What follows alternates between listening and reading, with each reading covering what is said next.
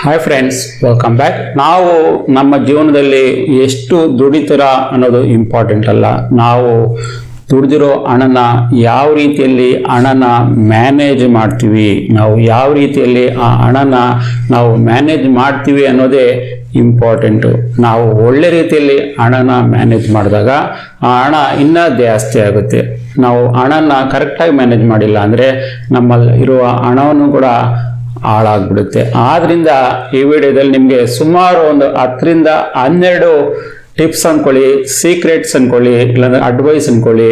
ಈ 10ರಿಂದ 12 ಅಡ್ವೈಸ್ಗಳನ್ನ ನಾನು ಈ ವಿಡಿಯೋದಲ್ಲಿ ನಿಮಗೆ ತಿಳಿಸ್ಕೊಡ್ತಾ ಇದ್ದೀನಿ. ನೀವು ಈ ಅಡ್ವೈಸ್ನ ನಿಮ್ಮ ಜೀವನದಲ್ಲಿ ಅಳವಡಿಸ್ಕೊಂಡಾಗ ನೀವು ನಿಮ್ಮ ಹಣವನ್ನ ಸಾಕಷ್ಟು ರೀತಿಯಲ್ಲಿ ಬೆಳೆಸ್ಬೋದು, ಸಾಕಷ್ಟು ರೀತಿಯಲ್ಲಿ ನಿಮ್ಮ ಹಣವನ್ನ ಪ್ರೊಟೆಕ್ಟ್ ಕೂಡ ಮಾಡ್ಕೊಳ್ಬೋದು. ಈಗ ತಿಳ್ಕೊಳ್ಳೋಣ ಮೊದಲನೆಯ ಟಿಪ್ಪು, ಇಲ್ಲಾಂದ್ರೆ ಸೀಕ್ರೆಟು, ಇಲ್ಲಾಂದ್ರೆ ಅಡ್ವೈಸ್ ಅಂತಾನೆ ಹೇಳ್ಕೊಬೋದು. ಮೊದಲನೇದು ಏನಂದ್ರೆ, ನಾವು ಹಣವನ್ನ ಹೂಡಿಕೆ ಮಾಡೋದು, ಇಲ್ಲಾಂದ್ರೆ ಹಣವನ್ನ ಸೇವ್ ಮಾಡೋದು, ಒಂದ್ ಕಡೆ ಇನ್ವೆಸ್ಟ್ಮೆಂಟ್ ಮಾಡೋದು.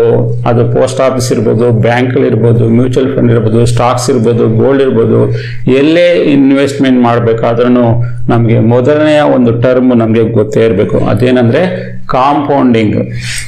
ಕಾಂಪೌಂಡಿಂಗ್ ನಮಗೆ ಸಾಕಷ್ಟು ರೀತಿಯಲ್ಲಿ ಬೆನಿಫಿಟ್ ಕೊಡುತ್ತೆ. ನಾವು ಇನ್ವೆಸ್ಟ್ಮೆಂಟ್ ಮಾಡಬೇಕಾದಾಗ ಎಸ್ಪೆಷಲಿ ನಾವು ಒಳ್ಳೆ ರೀತಿಯಲ್ಲಿ ಹಣ ನೋಡಬೇಕು, ಸಾಕಷ್ಟು ರೀತಿಯಲ್ಲಿ ಹಣ ಮಾಡಬೇಕಂದಾಗ ಕಾಂಪೌಂಡಿಂಗ್ ಎಫೆಕ್ಟ್ ಅಂದ್ರೆ ನಾವು 20 ವರ್ಷದಲ್ಲಿ ನಾವು ಇನ್ವೆಸ್ಟ್ಮೆಂಟ್ ಸ್ಟಾರ್ಟ್ ಮಾಡ್ಕೊಂಡಾಗ ನಮಗೆ ಸಾಕಷ್ಟು ರೀತಿಯಲ್ಲಿ ಬೆನಿಫಿಟ್ ಸಿಗುತ್ತೆ. ಈಗ 20 ವರ್ಷದಲ್ಲಿ ಇನ್ವೆಸ್ಟ್ಮೆಂಟ್ ಮಾಡ್ಕೊಂಡು ನೆಕ್ಸ್ಟ್ 30 ಇಯರ್ಸ್, 40 ಇಯರ್ಸ್, 50 ಇಯರ್ಸ್ ಇದೇ ತರ ಇನ್ವೆಸ್ಟ್ಮೆಂಟ್ ಮಾಡ್ಕೊಂಡು ಹೋದಾಗೆಲ್ಲಾನು ನಮಗೆ ಬಡ್ಡಿ ಮೇಲೆ ಬಡ್ಡಿ ಮೇಲೆ ಬಡ್ಡಿ ಮೇಲೆ ಬಡ್ಡಿ ಬೆಳೆದು ನಮ್ಮ ಹಣ ಸಾಕಷ್ಟು ರೀತಿಯಲ್ಲಿ ಬೃಹದಾಕಾರವಾಗಿ ಬೆಳೆಯುತ್ತೆ. ಆದ್ರಿಂದ ಈ ಕಾಂಪೌಂಡಿಂಗ್ ಎಫೆಕ್ಟ್ ನ ನಾವು ಅರ್ಥ ಮಾಡ್ಕೊಳ್ಬೇಕು. ನಮ್ಮ ಜೀವನದಲ್ಲಿ ನಾವು ಇನ್ವೆಸ್ಟ್ಮೆಂಟ್ ಮಾಡೋದನ್ನ ಆದಷ್ಟು ಬೇಗ ಸ್ಟಾರ್ಟ್ ಮಾಡ್ಕೊಳ್ಬೇಕು. ಯಾವುದೇ ಕಾರಣಕ್ಕೆ ನಮ್ಮ ಇನ್ವೆಸ್ಟ್ಮೆಂಟ್ ನ ಡಿಲೇ ಮಾಡಲೇಬಾರದು. ಇದು ನಿಮ್ಮ ಜೀವನದಲ್ಲಿ ಮೊದಲ ಸೂತ್ರನ ನೀವು ಫಾಲೋ ಮಾಡಬೇಕಾಗಿರೋದು. ಮತ್ತೆ ಎರಡನೆಯ ಸೂತ್ರ ನೀವು ಯಾವುದು ಫಾಲೋ ಮಾಡ್ಬೇಕಂದ್ರೆ, ಪ್ರತಿಯೊಬ್ಬರ ಲೈಫ್ ಸ್ಟೈಲು ಡಿಫ್ರೆಂಟ್ ಆಗಿರುತ್ತೆ. ನಿಮ್ಮ ಲೈಫ್ ಸ್ಟೈಲ್ ಡಿಫ್ರೆಂಟ್ ಆಗಿರುತ್ತೆ, ನಿಮ್ಮ ತಮ್ಮನ ಲೈಫ್ ಸ್ಟೈಲ್ ಡಿಫ್ರೆಂಟ್ ಇರುತ್ತೆ, ನಿಮ್ಮ ಪಕ್ಕದ ಮನೆಯವರ ಲೈಫ್ ಸ್ಟೈಲ್ ಡಿಫ್ರೆಂಟ್ ಇರುತ್ತೆ, ನಿಮ್ಮ ಆಫೀಸಲ್ಲಿ ಕೆಲಸ ಮಾಡುವ ಲೈಫ್ ಸ್ಟೈಲು ಡಿಫ್ರೆಂಟ್ ಇರುತ್ತೆ, ಅವರ ಆದಾಯ ಡಿಫ್ರೆಂಟ್ ಇರುತ್ತೆ, ಅವರ ಖರ್ಚು ಡಿಫ್ರೆಂಟ್ ಇರುತ್ತೆ, ಒಬ್ಬೊಬ್ಬರ ಲೈಫ್ ಸ್ಟೈಲು ಡಿಫ್ರೆಂಟ್ ಇರುತ್ತೆ. ನಾವು ಒಂದು ಇನ್ವೆಸ್ಟ್ಮೆಂಟ್ ಮೆಥಡ್ನ ಎಲ್ಲರೂ ಫಾಲೋ ಮಾಡೋದಕ್ಕಾಗೋದಿಲ್ಲ. ಯಾಕಂದ್ರೆ ಅವರವರ ಜೀವನದಲ್ಲಿ ಅವರವರ ಲೈಫ್ ಸ್ಟೈಲು, ಅವರ ಇನ್ಕಮ್ಮು, ಅವರ ಎಕ್ಸ್ಪೆನ್ಸಸ್ಸು, ಅವರ ಲೈಫ್ ಸ್ಟೈಲೇ ಟೋಟಲ್ ಆಗಿ ಡಿಫ್ರೆಂಟ್ ಇದ್ದಾಗ ಪ್ರತಿಯೊಬ್ಬರು ಒಂದೇ ಇನ್ವೆಸ್ಟ್ಮೆಂಟ್ ಮೆಥಡ್ನ ಅವ್ರು ಅಡಾಪ್ಟ್ ಮಾಡ್ಕೊಳಕ್ಕಾಗಲ್ಲ.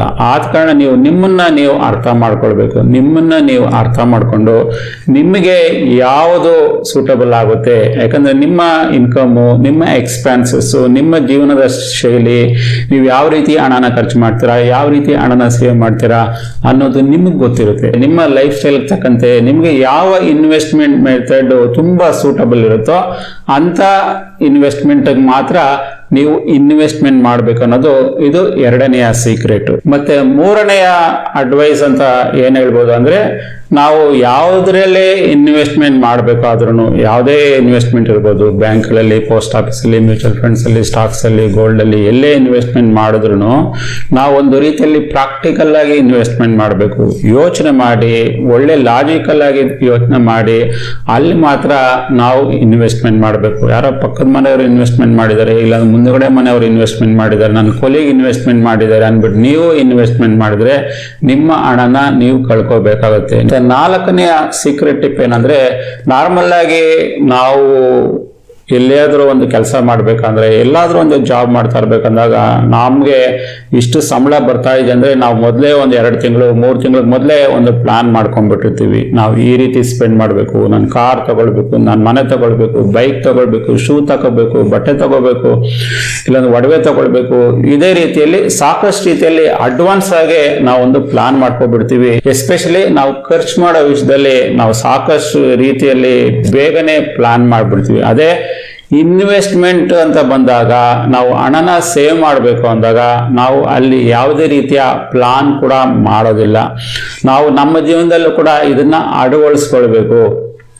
ನಮಗೆ ಎಷ್ಟು ಹಣ ಬಂದ್ರೂ ನಾವು ಜಸ್ಟ್ ಸ್ಪೆಂಡಿಂಗ್ ಪ್ಲಾನೇ ಮಾಡ್ತಾ ಇದ್ದೀವಿ. ನಮ್ಮ ಜೀವನದಲ್ಲಿ ಪ್ರತಿಯೊಂದನ್ನು ಸ್ಪೆಂಡಿಂಗ್ ಬಗ್ಗೆನೇ ಯಾವಾಗ ನಮ್ಮ ಮೈಂಡ್ ಯೋಚನೆ ಮಾಡ್ತಿದ್ದಾಗ ಇನ್ವೆಸ್ಟ್ಮೆಂಟ್ ಬಗ್ಗೆ ನಿಮ್ಮ ಬ್ರೈನ್ ಕೆಲಸ ಮಾಡ್ತಾ ಇಲ್ಲ ಅಂದಾಗ ನಿಮ್ಮ ಬ್ರೈನ್ಗೆ ನೀವು ಹೇಳ್ಬೇಕು ಸ್ಪೆಂಡಿಂಗ್ ಪ್ಲಾನ್ ಯಾವ ರೀತಿ ಮಾಡ್ತಿರೋ ಅದಕ್ಕೆ ತಕ್ಕಂತೆ ನೀವು ನಿಮ್ಮ ಇನ್ಕಮ್ ಏನು ಬರುತ್ತೋ ಅದರಲ್ಲಿ ನಿಮ್ಮ ಇನ್ವೆಸ್ಟ್ಮೆಂಟ್ ಪ್ಲಾನ್ ಕೂಡ ನೀವು ಮೊದಲೇ ಮಾಡಿಕೊಳ್ಬೇಕು. ನಾವು ಸ್ಪೆಂಡ್ ಮಾಡೋಕೆ ಮೊದಲು ಹಣನ ಇನ್ವೆಸ್ಟ್ಮೆಂಟ್ ಮಾಡಿ ಉಳಿದಿರೋ ಹಣನ ಸ್ಪೆಂಡ್ ಮಾಡಿದಾಗ ನಾವು ಸಾಕಷ್ಟು ರೀತಿಯಲ್ಲಿ ಹಣನ ಕೂಡ ಗ್ರೋ ಮಾಡ್ಬೋದು. ಮತ್ತೆ 5ನೆಯ ಸೀಕ್ರೆಟ್ ಮಂತ್ರ ಏನಂದ್ರೆ, ನಾವು ಹಣವನ್ನ ಇನ್ವೆಸ್ಟ್ಮೆಂಟ್ ಮಾಡ್ಬೇಕಂದಾಗ ಎಸ್ಪೆಷಲಿ ಲಾಂಗ್ ಟರ್ಮ್ ಅಲ್ಲಿ ಇನ್ವೆಸ್ಟ್ಮೆಂಟ್ ಮಾಡೋದು ತುಂಬಾ ಒಳ್ಳೆಯದು. ಕೆಲಸ ಏನಾಗುತ್ತೆ ಅಂದ್ರೆ ಯಾರೋ ಬೇರೆಯವರು ಯಾವುದೋ ಒಂದು ಟಿಪ್ ಕೊಟ್ಟರು, ಅದರಿಂದ ನಾವು ಇಲ್ಲಿ ಇನ್ವೆಸ್ಟ್ಮೆಂಟ್ ಮಾಡಿದ್ರೆ ಈಗ ಮಾರ್ಕೆಟ್ ಜಾಸ್ತಿ ಆಗ್ತಾ ಇದೆ, ಇನ್ವೆಸ್ಟ್ಮೆಂಟ್ ಮಾಡ್ಬಿಡ್ತೀನಿ, ಸಾಕಷ್ಟು ಲಾಭ ಬಂದ್ಬಿಡುತ್ತೆ ಅನ್ನೋ ರೀತಿಯಲ್ಲಿ ಅವರೊಂದು ಅಡ್ವೈಸ್ ಕೊಡೋದು, ಇವರೊಂದು ಅಡ್ವೈಸ್ ಕೊಡೋದು, ಇದೆಲ್ಲ ಮಾಡಿದಾಗ ನೀವು ನಿಮ್ಮ ಕಷ್ಟ ಬಿದ್ದಿರೋ ಹಣವನ್ನ ಅವ್ರು ಹೇಳ್ದಂಗೆ ನೀವು ಅಲ್ಲಿ ಇಲ್ಲಿ ಹಣ ಹಾಕಿದಾಗ ನಿಮ್ಗೆ ಎಕ್ಸೈಟ್ಮೆಂಟ್ ಜಾಸ್ತಿ ಆಗುತ್ತೆ. ನೀವು ನಿಮ್ಮ ಕಷ್ಟ ಬಿದ್ದಿರುವ ಹಣವನ್ನ ಎಲ್ಲಂದ್ರಲ್ಲಿ ಇನ್ವೆಸ್ಟ್ಮೆಂಟ್ ಮಾಡ್ತೀರಾ. ಯಾಕಂದ್ರೆ ಅದರ ಬ್ಯಾಕ್ ಗ್ರೌಂಡ್ ಚೆಕ್ ಪ್ರತಿಯೊಂದನ್ನು ನೀವು ಅನಾಲಿಸಿಸ್ ಮಾಡಿದ್ರೇ ಹಣನ ಇನ್ವೆಸ್ಟ್ಮೆಂಟ್ ಮಾಡಿದಾಗ ನಿಮ್ಮ ಹಣ ಲಾಸ್ ಆಗೋದು ಜಾಸ್ತಿ ಇರುತ್ತೆ. ಆದ ಕಾರಣ ನಾರ್ಮಲ್ ಆಗಿ ಹಣ ಇನ್ವೆಸ್ಟ್ಮೆಂಟ್ ಮಾಡೋ ವಿಷಯದಲ್ಲಿ ಎಕ್ಸೈಟ್ಮೆಂಟ್ ಆಗೋದು ನೆಸೆಸರಿ ಇಲ್ಲ. ಕಾಮ್ ಆಗಿ ಕೂಲ್ ಆಗಿ ಎಲ್ಲಿ ಇನ್ವೆಸ್ಟ್ಮೆಂಟ್ ಮಾಡಬೇಕು ಅನ್ನೋ ಕಂಪ್ಲೀಟ್ ಅನಾಲಿಸಿಸ್ ಮಾಡಿ ಪ್ರತಿಯೊಂದನ್ನು ಅಂಡರ್ಸ್ಟ್ಯಾಂಡಿಂಗ್ ಮಾಡಿಕೊಂಡು ನಾವು ಇನ್ವೆಸ್ಟ್ಮೆಂಟ್ ಮಾಡೋದು ತುಂಬಾ ಒಳ್ಳೇದು.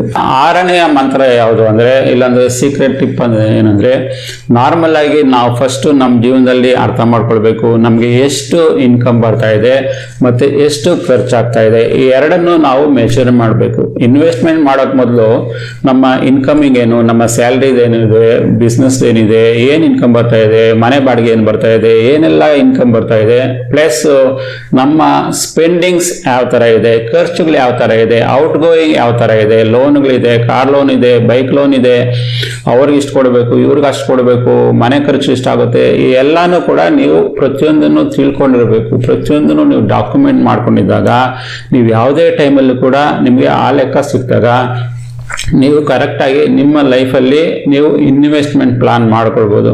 ಮತ್ತೆ 7ನೆಯ ಸೀಕ್ರೆಟ್ ಮಂತ್ರ ನೀವೇನು ಫಾಲೋ ಮಾಡಬೇಕು ಅಂದ್ರೆ, ಈಗಂತೂ ಇಂಟರ್ನೆಟ್ ಯುಗ ಇರೋದ್ರಿಂದ, ಆನ್ಲೈನ್ ಯುಗ ಇರೋದ್ರಿಂದ, ಇಂಟರ್ನೆಟ್ ಸಾಕಷ್ಟು ಚೀಪ್ ಆಗಿರೋದ್ರಿಂದ ನಿಮಗೆ ಇನ್ಫಾರ್ಮೇಶನ್ ಸಾಕಷ್ಟು ರೀತಿಯಲ್ಲಿ ಇನ್ಫಾರ್ಮೇಶನ್ ಸಿಗುತ್ತೆ. ನೀವು ಯಾವುದೇ ಗೂಗಲಲ್ಲಿ ಯಾವುದೇ ಒಂದು ಕಂಪ್ನಿ ಬಗ್ಗೆ, ಇಲ್ಲಾಂದ್ರೆ ಶೇರ್ ಬಗ್ಗೆ, ಸ್ಟಾಕ್ಸ್ ಬಗ್ಗೆ, ಮ್ಯೂಚುವಲ್ ಫಂಡ್ಸ್ ಬಗ್ಗೆ ನೀವು ಯಾವುದೇ ಸರ್ಚ್ ಮಾಡಿದ್ರು ಒಂದೊಂದು ವೆಬ್ಸೈಟು, ಒಂದೊಂದು ವಿಡಿಯೋಗಳು ಒಂದೊಂದು ರೀತಿಯಲ್ಲಿ ಹೇಳ್ತಾ ಇರ್ತಾರೆ.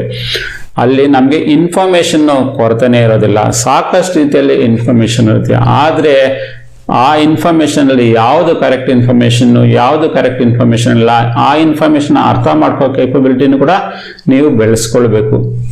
ನೀವು ಆ ರೀತಿಯಲ್ಲಿ ಮಾಡಿಲ್ಲ ಅಂದಾಗ ನಿಮ್ಗೆ ಸಾಕಷ್ಟು ರೀತಿಯಲ್ಲಿ ಇನ್ಫಾರ್ಮೇಶನ್ ಸಿಕ್ಕಿದಾಗ ಕನ್ಫ್ಯೂಷನ್ ಆಗುತ್ತೆ. ಅರ್ಧಂಬರ್ಧ ಗೊತ್ತಿರೋ ಇನ್ಫಾರ್ಮೇಶನ್ ಅಲ್ಲಿ ನೀವೇನಾದ್ರೂ ಹಣನ ಇನ್ವೆಸ್ಟ್ಮೆಂಟ್ ಮಾಡ್ಕೊಂಡ್ರೆ ನಿಮ್ಮ ಹಣ ಲಾಸ್ ಆಗೋ ಚಾನ್ಸಸ್ ಜಾಸ್ತಿ ಇರುತ್ತೆ. 8ನೆಯ ಸೀಕ್ರೆಟ್ ಮಂತ್ರ ನಮ್ಮ ಲೈಫಲ್ಲಿ ನಾವೇನ್ ಕಲ್ತ್ಕೊಳ್ಬೇಕಂದ್ರೆ, ನಾರ್ಮಲ್ ಆಗಿ ನಾವು ಜೀವನ ಮಾಡ್ಬೇಕಂದಾಗ ನಾವು ಕೆಲ್ಸಕ್ಕೆ ಹೋಗ್ತೀವಿ, ಒಂದು ಜಾಬ್ ಹೋಗ್ತೀವಿ, ಅಲ್ಲಿ ನಾವು ಹಣ ಸಂಪಾದಿಸೋದಕ್ಕೆ ನಾರ್ಮಲ್ ಆಗಿ ಹೋಗ್ತೀವಿ. ನಾವು ಜಸ್ಟ್ ಹಣ ಸಂಪಾದಿಸೋದು ಒಂದೇ ನಮ್ಮ ಮೈಂಡಲ್ಲಿ ಇಟ್ಕೊಂಡ್ಬಾರ್ದು. ಯಾಕಂದ್ರೆ ನಾವು ಅಲ್ಲಿ ಕೆಲ್ಸಕ್ಕೆ ಹೋದಾಗ ನಾವು ಆ ಕೆಲಸದಿಂದ ನಾವು ಏನಾದ್ರೂ ಕಲಿಬೇಕು. ಯಾಕಂದ್ರೆ ನಾವು ಕೆಲಸದಲ್ಲಿ ಕಲ್ತಾಗನೇ ನಮ್ಗೆ ಮತ್ತಷ್ಟು ದೊಡ್ಡ ದೊಡ್ಡ ಕೆಲಸಗಳು ಸಿಗುತ್ತೆ. ನಾವು ಒಳ್ಳೆ ಕೆಲಸನ ಕಲ್ತಿಲ್ಲ ಅಂದಾಗ, ಒಳ್ಳೆ ಸ್ಕಿಲ್ಸ್ ಕಲ್ತಿಲ್ಲ ಅಂದಾಗ ನಮ್ಗೆ ಈಗೇನೋ ಒಂದು ಕೆಲಸ ಬರ್ತಾ ಇದೆ, ಒಂದು ಕೆಲಸ ಇದೆ, ಅದ್ರಲ್ಲಿ ನಮ್ಗೇನೋ ಹಣ ಬರ್ತಾ ಇದೆ ಅಂತಲ್ಲ, ಇನ್ನೊಂದು 10 ವರ್ಷಕ್ಕೆ 5 ವರ್ಷಕ್ಕೆ ಅದೇ ಟೆಕ್ನಾಲಜಿ ಇರೋದಿಲ್ಲ. ಹೊಸ ಹೊಸ ಟೆಕ್ನಾಲಜಿ ಬರುತ್ತೆ, ಹೊಸ ಹೊಸ ಇನ್ವೆನ್ಷನ್ ಆಗುತ್ತೆ, ಹೊಸ ಹೊಸ ಟೆಕ್ನಾಲಜಿಗಳು ಬಂದಾಗ ನಾವು ಅದಕ್ಕೆ ತಕ್ಕಂತೆ ನಾವು ಕೂಡ ಅಪ್ಗ್ರೇಡ್ ಆಗಬೇಕಾಗುತ್ತೆ. ಆದ್ರಿಂದ ನಾವು ನಮ್ಮ ಭವಿಷ್ಯಕ್ಕೆ ಏನ್ ಸ್ಕಿಲ್ಸ್ ಬೇಕು, ನಾವು ಏನ್ ಕಲಿಬೇಕು, ಜಸ್ಟ್ ನಾವು ಹಣ ಸಂಪಾದಿಸೋದಕ್ಕೆ ಆಫೀಸ್ ಕೆಲ್ಸಕ್ಕೆ ಹೋಗೋದಲ್ಲ, ಎಲ್ಲಾದ್ರೂ ಕೆಲ್ಸಕ್ಕೆ ಹೋಗೋದಿಲ್ಲ, ನಾವು ಅದರಿಂದ ಕಲಿಯೂ ಬೇಕಾಗುತ್ತೆ. ಮುಂದಿನ ಜೀವನಕ್ಕೆ ಆ ಕೆಲಸದಿಂದ ನಮ್ಗೆ ಏನ್ ಅನುಕೂಲ ಆಗುತ್ತೆ, ಹೊಸ ಹೊಸ ಸ್ಕಿಲ್ಸ್ ಏನ್ ಕಲ್ತ್ಕೊಳ್ಬೇಕಾಗುತ್ತೆ, ನೆಕ್ಸ್ಟ್ 5 ವರ್ಷದ ಸ್ಕಿಲ್ಸ್ ಏನು, ನೆಕ್ಸ್ಟ್ 10 ವರ್ಷದ ಸ್ಕಿಲ್ಸ್ ಏನು ಕಲ್ತ್ಕೊಳ್ಬೇಕು ಅನ್ನೋದು ಕೂಡ ನಾವು ಕಲ್ತ್ಕೊಳ್ಬೇಕಾಗುತ್ತೆ. ನಾವು ಆ ರೀತಿಯಲ್ಲಿ ಕಲ್ತ್ಕೊಂಡಾಗ ನಮ್ಮ ಇನ್ಕಮ್ ಕೂಡ ಜಾಸ್ತಿ ಆಗುತ್ತೆ. ನಮ್ಮ ಇನ್ಕಮ್ ಜಾಸ್ತಿ ಆದಾಗ ನಾವು ಹಣನೂ ಕೂಡ ಜಾಸ್ತಿ ಸೇವ್ ಮಾಡ್ಬೋದು. ಆ ಹಣದಿಂದ ನಾವು ಸಾಕಷ್ಟು ರೀತಿಯಲ್ಲಿ ಇನ್ವೆಸ್ಟ್ ಕೂಡ ಮಾಡಬಹುದು. 9ನೆಯ ಟಿಪ್ಪು ನೀವು ನಿಮ್ಮ ಮೈಂಡಲ್ಲಿ ಯಾವ್ದು ಇಟ್ಕೊಂಡಿರ್ಬೇಕು ಅಂದ್ರೆ, ನಾವು ಎಸ್ಪೆಷಲಿ ಇನ್ವೆಸ್ಟ್ಮೆಂಟ್ ಮಾಡ್ತಾ ಇದ್ದೀವಿ ಅಂದ್ರೆ ನಮಗೆ ಎಷ್ಟು ಲಾಸ್ ನಾವು ತಗೊಳಕ್ಕೆ ರೆಡಿ ಇದ್ದೀವಿ ಅನ್ನೋದು ಕೂಡ ನಮಗೆ ಗೊತ್ತಿರಬೇಕು. ಈಗ ಸ್ಟಾಕ್ ಮಾರ್ಕೆಟ್ ಅಲ್ಲಿ ಇನ್ವೆಸ್ಟ್ಮೆಂಟ್ ಮಾಡ್ತೀವಿ, ಇಲ್ಲಾಂದ್ರೆ ಮ್ಯೂಚುವಲ್ ಫಂಡ್ ಅಲ್ಲಿ ಇನ್ವೆಸ್ಟ್ಮೆಂಟ್ ಮಾಡ್ತೀವಿ, ಇಲ್ಲಾಂದ್ರೆ ಗೋಲ್ಡ್ ಅಲ್ಲಿ ಇನ್ವೆಸ್ಟ್ಮೆಂಟ್ ಮಾಡ್ತೀವಿ, ಇಲ್ಲಾಂದ್ರೆ ರಿಯಲ್ ಎಸ್ಟೇಟ್ ಅಲ್ಲಿ ಇನ್ವೆಸ್ಟ್ಮೆಂಟ್ ಮಾಡ್ತೀವಿ. ಇಲ್ಲೆಲ್ಲೇ ಇನ್ವೆಸ್ಟ್ಮೆಂಟ್ ಮಾಡಿದ್ರು ಅದಕ್ಕೆ ತಕ್ಕಂತೆ ರಿಸ್ಕ್ ಇದ್ದೇ ಇರುತ್ತೆ. ನಮ್ಗೆ ಗೊತ್ತಿರಬೇಕು ನಾವು ಎಷ್ಟು ರಿಸ್ಕ್ ತಗೊಳಕ್ಕೆ ರೆಡಿ ಇದ್ದೀವಿ, ಎಷ್ಟು ಹಣ ಲಾಸ್ ಆದ್ರೂ ಪರವಾಗಿಲ್ಲ, ಆದರೂ ಕೂಡ ನಾವು ಇನ್ವೆಸ್ಟ್ಮೆಂಟ್ ಅಲ್ಲೇ ಕಂಟಿನ್ಯೂ ಆಗ್ಬೋದು ಅನ್ನೋದು ಕೂಡ ನಿಮ್ಮ ಮೈಂಡಲ್ಲಿ ನಿಮಗೆ ಗೊತ್ತಿರಬೇಕು. ಎಷ್ಟು ಲಾಸ್ ನೀವು ತಡ್ಕೋಬಲ್ರಿ, ಎಷ್ಟು ಲಾಸ್ ನೀವು ತಡ್ಕೊಂಡು ಕೂಡ ನೀವು ಸಾಕಷ್ಟು ರೀತಿಯಲ್ಲಿ ಹಣನ ಇನ್ವೆಸ್ಟ್ಮೆಂಟ್ ಮಾಡಿಕೊಂಡು ಅದೇ ರೀತಿಯಲ್ಲಿ ಕಂಟಿನ್ಯೂ ಆಗಿ ಆ ಪ್ರೋಸೆಸ್ ಅಲ್ಲಿ ಇರ್ಬೋದು ಅನ್ನೋದು ಕೂಡ ನೀವು ಮೊದಲೇ ತಿಳ್ಕೊಂಡಿರಬೇಕು. ಆ ಮಿನಿಮಮ್ ಟಾಲರೆನ್ಸ್ ನಿಮ್ಗೆ ಗೊತ್ತಿರಬೇಕು, ಅದನ್ನ ನೀವು ತಿಳ್ಕೊಂಡಿರ್ಬೇಕು. ನಾನು ಬೇಕಾದ್ರೆ ಇಷ್ಟು ಲಾಸ್ನು ಕೂಡ ನಾನು ತಡ್ಕೋಬಲ್ಲೆ, ನಾನು ಇಷ್ಟು ಲಾಸ್ ಇದ್ರೂ ಕೂಡ ನಾನು ಆದ್ರೂ ಕೂಡ ಇನ್ವೆಸ್ಟ್ಮೆಂಟ್ ಮಾಡ್ಕೊಂಡೆ ನಾನು ಸಾಕಷ್ಟು ರೀತಿಯಲ್ಲಿ ಹಣನು ಕೂಡ ಮಾಡಬಲ್ಲೆ ಅನ್ನೋದು ಕೂಡ ನೀವು ನಿಮ್ಮ ಮೈಂಡಲ್ಲಿ ತಿಳ್ಕೊಂಡಿರ್ಬೇಕಾಗುತ್ತೆ. ಮತ್ತೆ 10ನೇ ವಿಷಯದಲ್ಲಿ ಏನಂದ್ರೆ, ಎಸ್ಪೆಷಲಿ ನಾವು ಎಲ್ಲ ಫೀಲ್ಡಲ್ಲೂ ಎಕ್ಸ್ಪರ್ಟ್ ಆಗೋಕೆ ಸಾಧ್ಯ ಇಲ್ಲ. ಕೆಲವುದ್ರಲ್ಲಿ ನಮ್ಗೆ ಎಕ್ಸ್ಪರ್ಟ್ ಆಗ್ಬೋದು, ಇಲ್ಲಾಂದ್ರೆ ನಾವು ಎಕ್ಸ್ಪರ್ಟ್ಗಳ ಹೆಲ್ಪ್ ಕೂಡ ನಾವು ತಗೊಳ್ಬೇಕಾಗುತ್ತೆ. ಈಗ ನಾವು ಕೆಲಸದಲ್ಲಿ ಎಕ್ಸ್ಪರ್ಟ್ ಇಲ್ಲ ಅಂದ್ರೆ ನಾವು ಎಕ್ಸ್ಪರ್ಟ್ ಕೂಡ ಆಗ್ಬೋದು, ಅದೇನು ಕಷ್ಟ ಅಂತ ಏನು ಹೇಳಕ್ಕಾಗೋದಿಲ್ಲ. ನಾವು ಎಕ್ಸ್ಪರ್ಟ್ ಅಲ್ಲ ಅಂದಾಗ ಎಕ್ಸ್ಪರ್ಟ್ಗಳಿಂದ ಅಡ್ವೈಸ್ ತಗೊಂಡು ಅದಕ್ಕೆ ತಕ್ಕಂತೆ ನಾವು ಹಣನ ಇನ್ವೆಸ್ಟ್ಮೆಂಟ್ ಮಾಡ್ಬೋದು. ಇಲ್ಲಾಂದ್ರೆ ನಾವೇ ಆ ಎಕ್ಸ್ಪರ್ಟ್ನ ಗೈನ್ ಮಾಡಿಕೊಂಡು ಅದಾಗೋದ್ಮೇಲೆ ನಾವು ಇನ್ವೆಸ್ಟ್ಮೆಂಟ್ ಮಾಡೋದು ತುಂಬಾ ಒಳ್ಳೇದು. ನಾವು ಯಾವುದೇ ಫೀಲ್ಡಲ್ಲಿ ಎಕ್ಸ್ಪರ್ಟ್ ಅಡ್ವೈಸ್ ಇಲ್ದಿರನೆ, ಇಲ್ಲಾಂದ್ರೆ ನಾವು ಎಕ್ಸ್ಪರ್ಟ್ಗಳು ಆಗಿಲ್ಲ ಅಂದ್ರಾಗ ನಾವು ಹಣ ಹೂಡಿಕೆ ಮಾಡಿದ್ರೆ ಹಣ ಲಾಸ್ ಆಗ್ಬಿಡುತ್ತೆ. ಮತ್ತೆ ಕೊನೆಯ ಬೋನಸ್ ಟಿಪ್ ಏನಂದ್ರೆ, ನಾವು ಹಣನ ಇನ್ವೆಸ್ಟ್ಮೆಂಟ್ ಮಾಡ್ಬೇಕಂದಾಗ ನಾವು ನಮ್ಮ ಹಣನ ಡೈವರ್ಸಿಫಿಕೇಶನ್ ಮಾಡೋದು ತುಂಬಾ ಒಳ್ಳೇದು. ನಾವು ಹಣವನ್ನೆಲ್ಲ ಜಸ್ಟ್ ರಿಯಲ್ ಎಸ್ಟೇಟ್ ಅಲ್ಲಿ ಹಾಕೋದು, ಇಲ್ಲಾಂದ್ರೆ ಜಸ್ಟ್ ಫಿಕ್ಸ್ಡ್ ಡಿಪಾಸಿಟ್ ಅಲ್ಲಿ ಇಡೋದು, ಇಲ್ಲಾಂದ್ರೆ RD ಅಲ್ಲಿ ಇಡೋದು, ಇಲ್ಲಾಂದ್ರೆ PPF ಅಲ್ಲಿ ಇಡೋದು, ಆ ತರ ಮಾಡಬಾರ್ದು. ನಮ್ಮ ಹಣವನ್ನ ಇಷ್ಟು ಪರ್ಸೆಂಟೇಜ್ ಪೋಸ್ಟ್ ಆಫೀಸ್ಗಳಲ್ಲಿ, ಇಷ್ಟು ಪರ್ಸೆಂಟೇಜ್ ಬ್ಯಾಂಕ್ಗಳಲ್ಲಿ, ಇಷ್ಟು ಪರ್ಸೆಂಟೇಜ್ ಮ್ಯೂಚುವಲ್ ಫಂಡ್ ಅಲ್ಲಿ, ಇಷ್ಟು ಪರ್ಸೆಂಟೇಜ್ ನಾವು ಸ್ಟಾಕ್ ಮಾರ್ಕೆಟ್ ಅಲ್ಲಿ, ಇಲ್ಲಾಂದ್ರೆ ಗೋಲ್ಡ್ ಅಲ್ಲಿ, ರಿಯಲ್ ಎಸ್ಟೇಟ್ ಅಲ್ಲಿ ಇನ್ವೆಸ್ಟ್ಮೆಂಟ್ ಮಾಡಬೇಕು. ಅದು ನಮ್ಮ ಏಜ್ ತಕ್ಕಂತೆ, ನಮ್ಮ ಇನ್ಕಮ್ ತಕ್ಕಂತೆ ಆ ಪರ್ಸೆಂಟೇಜ್ ಕೂಡ ವೇರಿ ಆಗ್ತಾ ಇರುತ್ತೆ.